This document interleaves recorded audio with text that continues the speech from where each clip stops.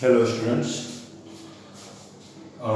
खास करके class ninth के स्टूडेंट।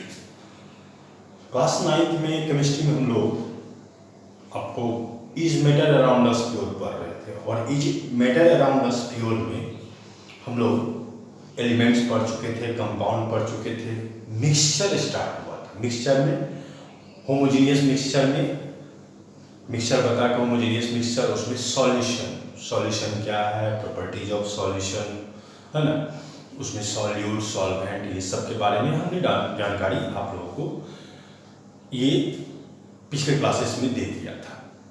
आज हम लोग को जो पढ़ना है वो है टाइप्स ऑफ सॉल्यूशन। सॉल्यूशन के कितने टाइप हैं?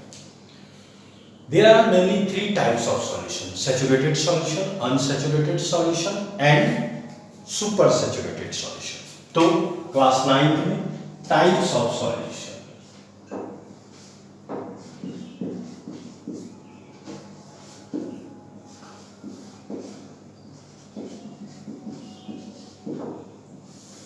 टाइप्स ऑफ सॉल्यूशन में पहला हम लोग देखें सैचुरेटेड सॉल्यूशन। ये क्या है?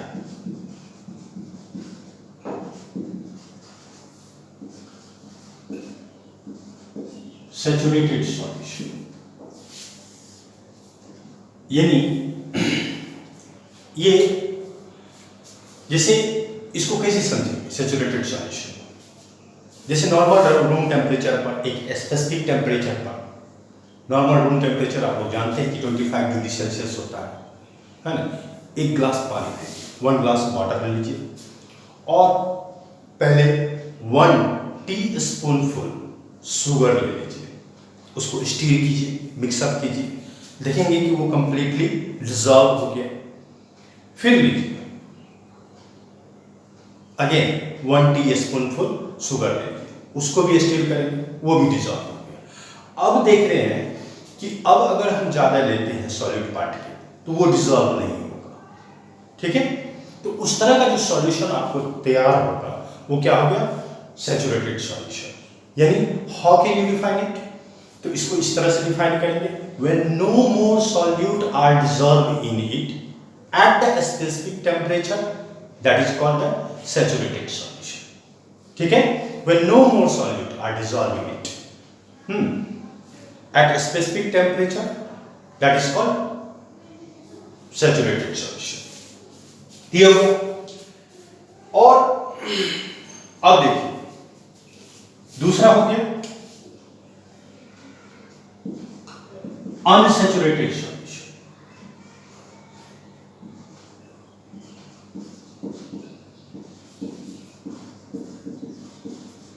अनसैचुरेटेड सॉल्यूशन इसमें क्या करें? नाम से ही पता चल रहा है कि या तो सॉल्यूट पार्टिकल बहुत कम होगा या फिर ज्यादा होगा। तो ज्यादातर ये चीज। तो when the amount of solute contained in a solution, how can you define the unsaturated solution? When the amount of solute contained in a solution is less than the saturation level, that is called unsaturated solution. Again से saturation level से, जो saturation level है, जो dissolve होने की capability है, उससे क्या करें? लेस हम सॉल्यूट पार्टिकल को उसमें डिसॉल्व करें। उस तरह का जो सॉल्यूशन आपको तैयार होगा वो अनसैचुरेटेड सॉल्यूशन। इसीलिए कहा गया है when the amount of solute present in a solution या contain in a solution less than the saturation level, that is called unsaturated solution.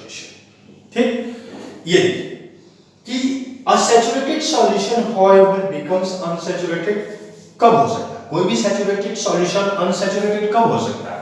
जबकि आइदर ऑन हीटिंग और ऑन डाइल्यूशन। कोई भी सैचुरेटेड सॉल्यूशन आपको अनसैचुरेटेड कब होगा? या तो हीटिंग करेंगे या फिर हम डाइल्यूशन करेंगे। ठीक, तो वो होगा अनसैचुरेटेड सॉल्यूशन। अब एक तीसरा बचता है सुपर सैचुरेटेड सॉल्यूशन।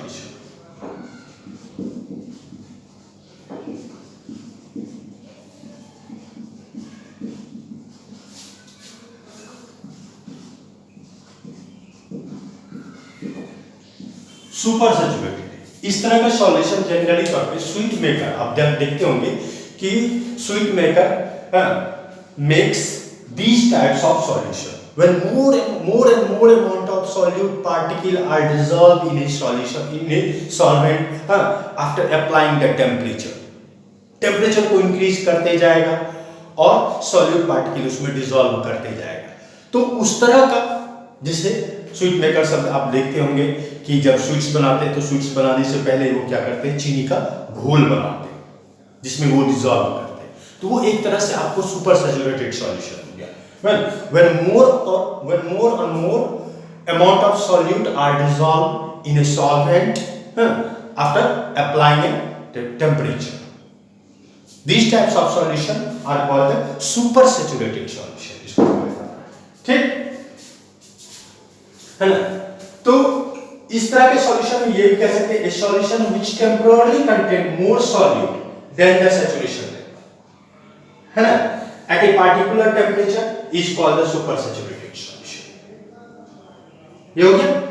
फिर से once more, a solution which temporarily contain more solute, more solute than the saturation level at a particular temperature is called super saturated। इस super solution, ये saturated solution unlike saturated का होगा, saturated solution is not stable। ये stable होगा, ये stable नहीं होगा। ये स्टेबल हो क्योंकि ये तो स्टेबल, इसमें चूंकि लेस अमाउंट ऑफ सॉल्यूट हम डिसॉल्व करते हैं, लेकिन इसमें क्या करते हैं more and more amount of solute are dissolve, ये करते हैं। ठीक, तो इस तरह से these types of solution made by sweet maker. Okay, तो ये थे टाइप्स ऑफ सॉल्यूशन। हमने देखा कि सैचुरेटेड सॉल्यूशन और अनसैचुरेटेड और सुपर सैचुरेटेड। एक होता है टाइप्स ऑफ सॉल्यूशन आप on the basis of nature of substance के आधार पर aqueous solution,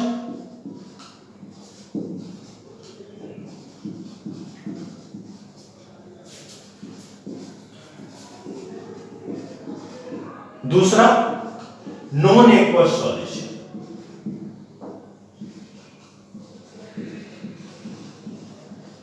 non aqueous solution ये क्या हो, बड़ा सिंपल है। देखिए एक्वस सॉल्यूशन क्या कि जो सब्सटेंस आपको वाटर में डिसॉल्व कर जाए वो आपको aqueous solution. The substance which are dissolve in a water that is called the aqueous solution.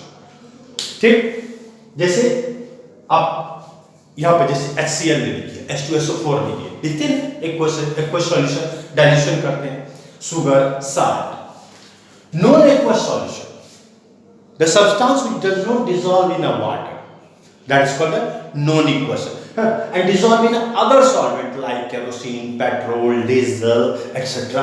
that is called the non-aqueous solution उसको बोलते। ठीक, तो आप जब बुक देखते होंगे, पढ़ते होंगे तो कोई ये कंपाउंड या रिएक्शन देखे होंगे, जैसे कि मान लीजिए आप देखेंगे कि HCl या कैल्शियम ऑक्साइड CaO, तो इस तरह से लिखा हुआ रहता है जैसे CaO लिखा हुआ, तो साइड में ब्रैकेट में आप देखे होंगे कि AQ लिखा हुआ है। इसका मतलब क्या, कि इसका मतलब ये है कि ये एक्वस सॉल्यूशन है और ये वाटर में डिसॉल्व है। ओके, जैसे अब मान लीजिए HCl लिखा हुआ है तो इसमें AQ लिखा हुआ रहेगा। तो इस तरह का जहां भी लिखा हुआ रहे आप तुरंत समझ जाएंगे कि ये एक्वस सॉल्यूशन है और ये कंप्लीटली वाटर में डिसॉल्व है। ओके बच्चों, अब हम लोग ले पाएंगे next concentration of a solution. ये क्या है concentration of a solution? Concentration of a solution, next topic, the concentration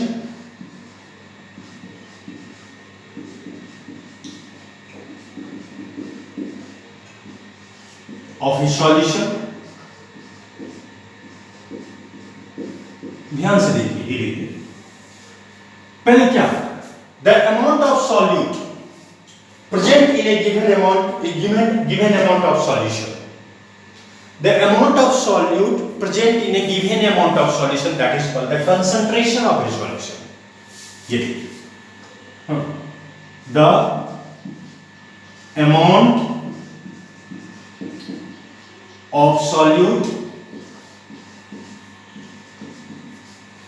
present in a given amount of solution.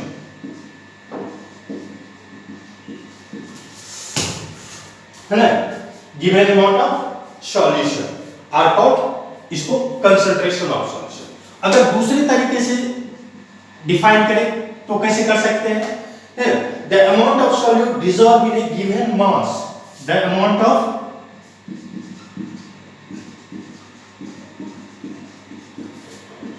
solute dissolve in a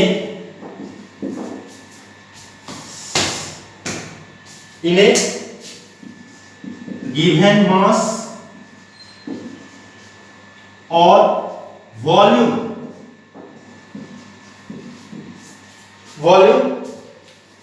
of the solvent, इस तरह से।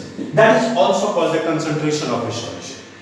अब आराम से, बहुत सिंपल से definition, the amount of solute present in a given amount of solution, that is called concentration of a solution। या the amount of solute dissolve in a given mass or volume of the solvent, जितना दिया होगा। अब जैसे यहां पे अगर formula के तौर पर लिखें, concentration of a solution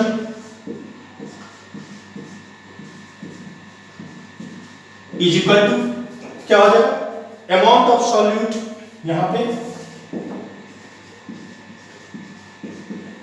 amount of solute upon में amount of solution, ये इस तरह से, ठीक है। अब देखिए, अब ये टॉपिक आता है कि अब इसके स्थान पे अगर हम दूसरा फॉर्मूला लिखेंगे तो क्या हो जाएगा, अमाउंट ऑफ सॉल्यूट अपॉन में अमाउंट ऑफ सॉल्वेंट, इस तरह से आएगा। ओके, अब एक concentration of the solution are express, how can we express the concentration of the solution? Concentration of solution को कैसे एक्सप्रेस किया जाए? How can we express? These are the very important question for the examination point of view कि how can we express the concentration of the solution? तो लिखेंगे the concentration of the solution express, है ना, as a many ways, कई तरीके से। पहला, जैसे mass by mass percentage of the solution, पहला mass by mass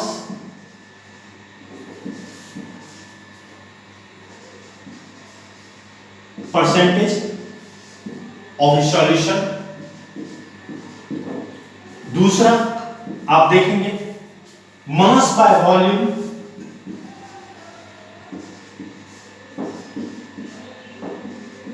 percentage of a solution, solution को इस तरह से शॉर्ट फॉर्म में लिख सकते हैं। और तीसरा, तीन तरीके से किया जाता है, volume by volume, volume by volume percentage of a solution, इस तरह से। अब देखिए क्या, अब इसको फर्स्ट का किस तरह से निकालेंगे?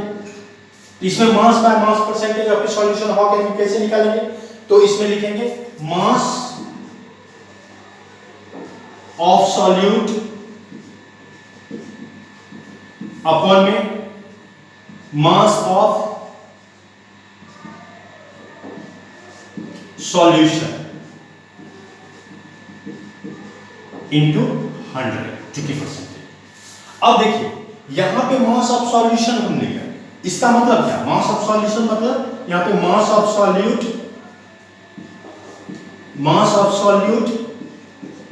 प्लस मास ऑफ सॉल्वेंट, ये दोनों का मिक्सचर होता है, ठीक है। ये मास ऑफ सॉल्यूशन बराबर ये इतना। अब दूसरा है, यहां पर देखिए दूसरा वाला है कि mass by volume percentage of dissolution. इसमें क्या लिखेंगे? तो मास ऑफ सॉल्यूट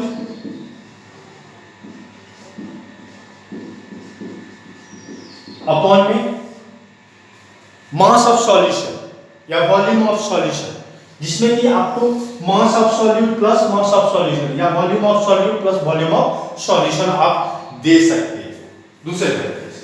तो आप ऐसा करें, क्योंकि वॉल्यूम ऑफ सॉल्यूशन है, क्योंकि सॉल्यूट हम लेस अमाउंट में लेंगे, इसीलिए यहां पे हम वॉल्यूम ऑफ सॉल्यूशन ले लेते हैं इनटू 100। ठीक है। अब तीसरा है, थर्ड वाला, ये देखिए इसमें कैसे हो जाएगा? तो volume of solute, volume of solute upon में वॉल्यूम ऑफ सॉल्यूशन इनटू 100।